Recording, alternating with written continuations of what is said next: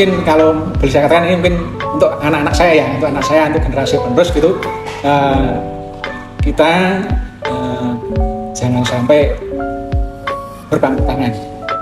Kita harus selalu berinovasi, inovatif untuk menghasilkan produk-produk yang boleh dikatakan kita harus selalu mengikuti zaman lah. Ya, apa yang selama ini memang harus kita ikuti biar kita tidak ketinggalan seperti yang lain-lainnya. Perkenalkan Pak, nama saya Adelia Riani Rahayu, mahasiswa dari Universitas Negeri Semarang yang sedang KKN di Desa Kalangan. Nah, kedatangan saya ke sini untuk menggali informasi terkait UMKM yang Bapak jalankan seperti ini.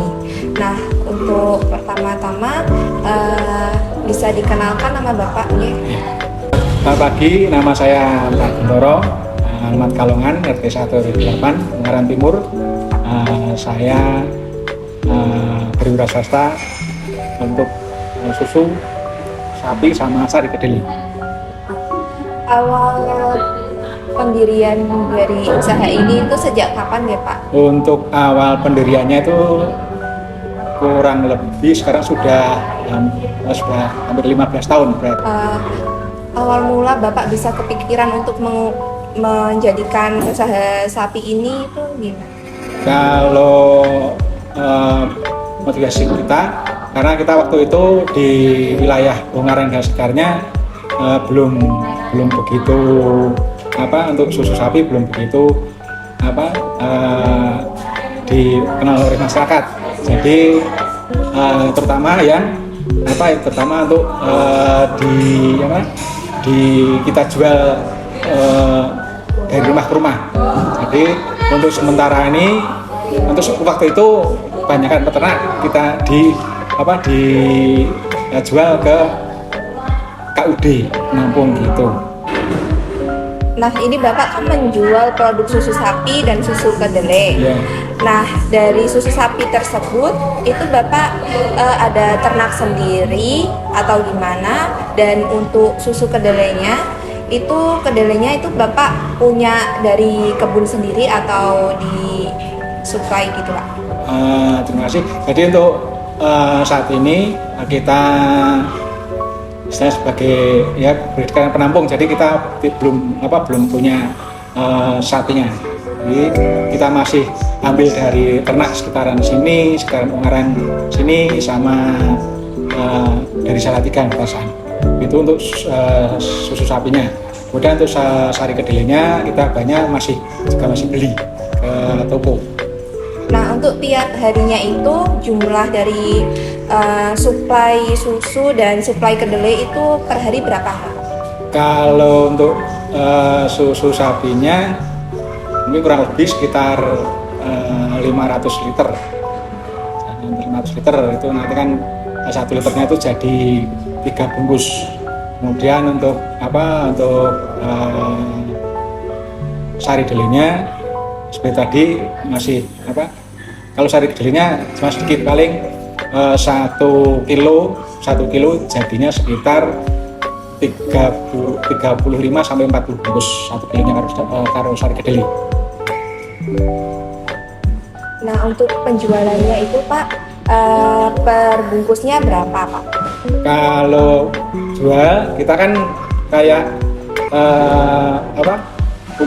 punya sales yang jualan ya, jadi dari kita 7.000 kemudian dijual ke konsumen itu 8.000. Nah, untuk proses distribusi tersebut kan pemasaran gitu Pak ya. Nah, pemasaran itu Bapak melakukan promosi atau dari mulut ke mulut atau gimana Pak? Waktu awal pertama kita memang langsung ke konsumen. Jadi kita langsung buktikan bahwa susu kita itu benar-benar murni, tidak ada tambahan pengawet. Pernah juga kita pertama kali kita jualan itu pulang tidak bawa uang. Jadi cuma buat promosi aja. Jadi buat ke konsumen membuktikan bahwa memang produk susu kita itu susu original, tidak tanpa pengawetnya. Nah, untuk penjualan susu murni ini sama susu kedelai itu perharinya bisa menghabiskan berapa liter, Pak? Kalau untuk sari kedelainya untuk sekarang itu kurang lebih sekitar 20 kiloan, 15 sampai 20 kilo. Kalau untuk susu sapinya kurang lebih di kisaran 500 liter sampai 750 liter. Itu per hari terjual habis ya, Pak? Iya. Jadi kalau kita jual kan, kalau kita penjualan kita di lapangan kan kita berdasarkan order. Jadi kita produksi, ya, kita kan ada bagian sendiri. Jadi yang di lapangan ada sendiri, yang diproduksi ada sendiri. Jadi produksi yang kita buat itu berdasarkan order dari lapangan. Nah, dari lapangan kita berupa bungkus itu baru kita buatkan. Jadi untuk masalah akhir atau retur itu minim. Itu. Nah, untuk omset per bulan itu berapa nggih, Pak, untuk susu sapi dan susu kedelainya? Kalau susu sapi sama sari kedelai saat ini agak menurun, ya, jadi karena sekarang kan sudah kalau mungkin masyarakat awam kan juga sudah mulai banyak mengkonsumsi susu sapi. Jadi di Indonesia ini sebetulnya untuk target susu sapinya masih kurang banyak. Jadi ternak sapinya masih kurang. Jadi sebenarnya ya memang kalau di luaran sekitar 2.000 sampai 3.000 bungkus beli sama susu sapi. Nah, untuk perbedaan pasca pandemi dan sebelum pandemi itu untuk omsetnya gimana? Untuk malah bagusan waktu pandemi. Jadi waktu pandemi kita malah dari kita malah kekurangan susu sapi. Jadi pernah kita ambil dari Malang selama pandemi. Kita ambil dari Malang karena apa? Dari sekitaran Ungaran sini tidak mencukupi. Tapi setelah pandemi ini kita malah agak menurun karena mungkin faktor ya sekarang mungkin faktor ekonominya sekarang kok ya, jadi mungkin itu. Jadi perbedaannya memang agak jauh waktu selama pandemi dan setelah pandemi gitu. Nah, produk yang Bapak jual ini ada kayak misalkan ada variasi rasa atau apa gitu enggak? Kalau dari kita original.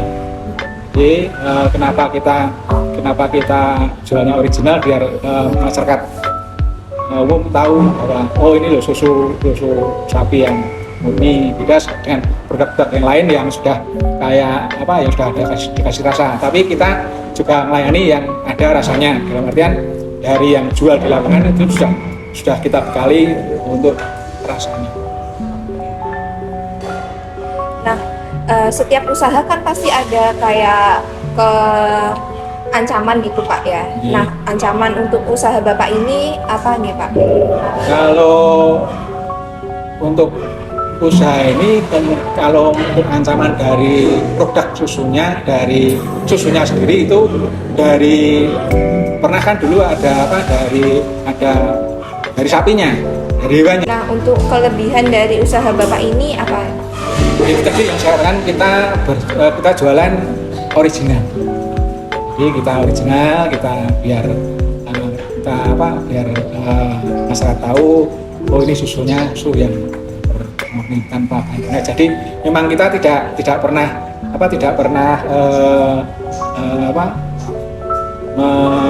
mengasih pengawet. Jadi memang ini kekuatannya paling sekitar 1 sampai 2 hari. Jadi setelah itu kita retur. Kalaupun tidak laku kita retur. Itu. Nah, untuk perbungkusnya berapa, Pak? 8.000. Ya. Untuk susu kedelai dan susu sapinya? Sama, cuman beda takaran saja. Kalau susu sapi 320 ml, kalau sari kedelai 350 ml. Harga sama. Impun Pak, mungkin segitu dulu dari kami. Mohon maaf Pak apabila ada kesalahan atau ada kata yang menyinggung Bapak. Saya mohon maaf. Wassalamualaikum warahmatullahi wabarakatuh. Waalaikumsalam.